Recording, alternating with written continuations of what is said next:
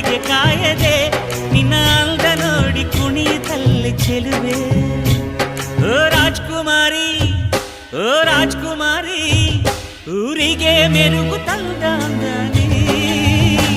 ನಿನ್ನ ನಗುವೆ ಬಂಗಾರ, ಮೌನ ಅಲಂಕಾರ, ನಿನ್ನ ಅಂದವ ನೋಡಿ ನಾನು ಕವಿಯಾದ್ನಲ್ಲ. ಅಂದಕ್ಕೆ ಅಂದದಂದ ತಂದಾನ, ಅಂದದ ಬೊಂಬೆಗೆ ಗಂಧದ ಶೃಂಗಾರ, ಚಂದದ ಬೊಂಬೆಗೆ